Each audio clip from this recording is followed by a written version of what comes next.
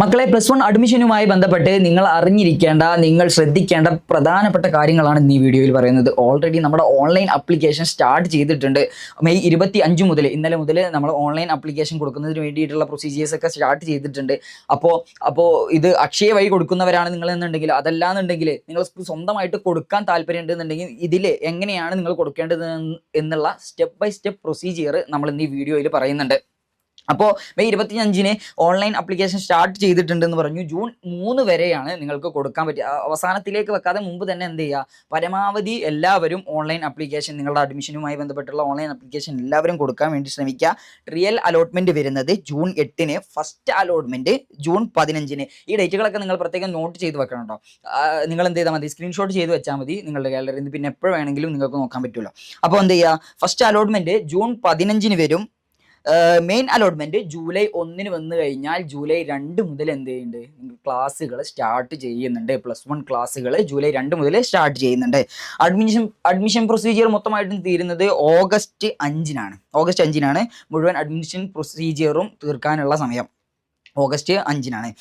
ഇനി ഓൺലൈൻ ആപ്ലിക്കേഷന് വേണ്ടിയിട്ട് കൊടുക്കുന്നവര് കയ്യിൽ കരുതേണ്ട രേഖകളാണ് പറയുന്നത്. SSLC രജിസ്റ്റർ നമ്പർ, ജനന തീയതി, പാസ്സായ വർഷവും മാസവും. ഈ വർഷമാണ് നിങ്ങൾ പാസ്സായതെന്നുണ്ടെങ്കിൽ 2026 മാർച്ച് ആയിരിക്കും. ഓക്കെ. പിന്നെ OTP ലഭിക്കുന്നതിന് ഈ മൊബൈൽ നമ്പർ സെലക്ട് ചെയ്യുമ്പോൾ എല്ലാവരും എന്ത് ചെയ്യുക, ഇൻകമിംഗ് കോളും മെസ്സേജസ് ഒക്കെ വരുന്ന മൊബൈൽ നമ്പർ തന്നെ ചൂസ് ചെയ്യാം. കൃത്യമായ ജാതി വിവരം, പിന്നെ അതേപോലെ തന്നെ OEC വിഭാഗത്തിൽ ഉൾപ്പെട്ടിട്ടുണ്ടെങ്കിൽ അതിൻ്റെ സർട്ടിഫിക്കറ്റ്, അതേപോലെ തന്നെ ആധാർ നമ്പർ, ബോണസ് പോയിന്റ് സർട്ടിഫിക്കറ്റുകൾ നിങ്ങൾ കയ്യിൽ കരുതുക. ഭിന്നശേഷിക്കാർ ഉണ്ടെന്നുണ്ടെങ്കിൽ അതിനുള്ള സർട്ടിഫിക്കറ്റ് കരുതുക. പിന്നെ EWS സർട്ടിഫിക്കറ്റ് കയ്യിൽ കരുതുക. പിന്നെ മുൻഗണനാ പട്ടിക. നിങ്ങൾക്കറിയാലോ, നിങ്ങളിപ്പോൾ ഇഷ്ടമുള്ള സ്കൂളുകളുണ്ടാവും. ആ സ്കൂളുകളിൽ ഇന്ന കോഴ്സാണ് എനിക്കിഷ്ടം. അപ്പോൾ നിങ്ങൾ എന്ത് ചെയ്യുക, അത് ഓരോന്നും ആദ്യം തന്നെ മുൻഗണന പട്ടിക നിങ്ങൾ ആദ്യം തന്നെ കണ്ട് വെച്ച് കഴിഞ്ഞാൽ നിങ്ങൾക്ക് ഈ അഡ്മിഷൻ പ്രൊസീജിയറിൻ്റെ സമയത്ത് നിങ്ങൾക്കത് വളരെയധികം ഉപകാരപ്പെടും. ഓക്കെ. അപ്പോൾ പിന്നെ അതേപോലെ തന്നെ നിങ്ങളുടെ ബോണസ് സർട്ടിഫിക്കറ്റ് ഒക്കെ നിങ്ങളെ കയ്യിൽ ഒറിജിനൽ കോപ്പി ഉണ്ടെന്ന് ഉറപ്പ് വരുത്തിയതിന് ശേഷം മാത്രം ആപ്ലിക്കേഷനിൽ എന്ത് ചെയ്താൽ മതി, നിങ്ങൾ ഉൾപ്പെടുത്തിയാൽ മതിയാകും. ഓക്കെ. ഇനി സ്റ്റെപ്പ് ബൈ സ്റ്റെപ്പ് പ്രോസസ്സാണ് നമ്മൾ പറയുന്നത്.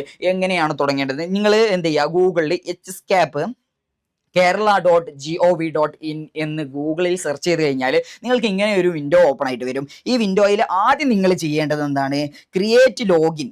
പുതിയൊരു ലോഗിൻ ക്രിയേറ്റ് ചെയ്യാണ് വേണ്ടത്. നിങ്ങൾ ആദ്യമായിട്ട് കൊടുക്കുന്നവരാണെങ്കിൽ ക്രിയേറ്റ് ലോഗിൻ ചെയ്യണം. ആദ്യം കാൻഡിഡേറ്റ് ലോഗിൻ, നമ്മൾ ഒരു പുതിയ കാൻഡിഡേറ്റ് ലോഗിൻ ക്രിയേറ്റ് ചെയ്യും.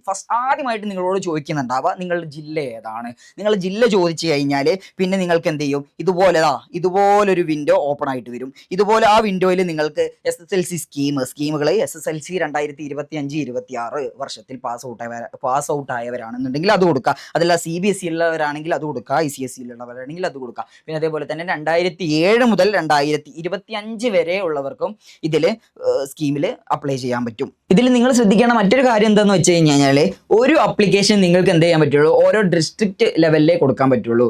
നിങ്ങളിപ്പോൾ ബോർഡറിലൊക്കെയാണ്, ജില്ലയുടെ ബോർഡറിലാണെന്നുണ്ടെങ്കിൽ മറ്റൊരു ഡിസ്ട്രിക്റ്റിലും കൂടെ കൊടുക്കണം എന്നുണ്ടെങ്കിൽ നിങ്ങൾ ആദ്യം മുതൽ എന്ത് ചെയ്യണം, ഇതുപോലെ ഈ പറഞ്ഞ പ്രൊസീജിയറൊക്കെ ഉൾപ്പെടുത്തിയിട്ട് നിങ്ങൾ ആദ്യം മുതൽ ഓരോ ഡിസ്ട്രിക്റ്റിൻ്റെ എന്ത് ചെയ്യണം, കൊടുക്കണം. ഓക്കെ.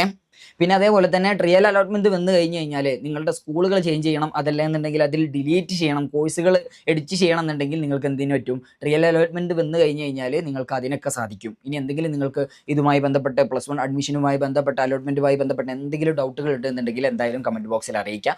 അടുത്ത വീഡിയോയുമായിട്ട് വീണ്ടും കാണാം. താങ്ക്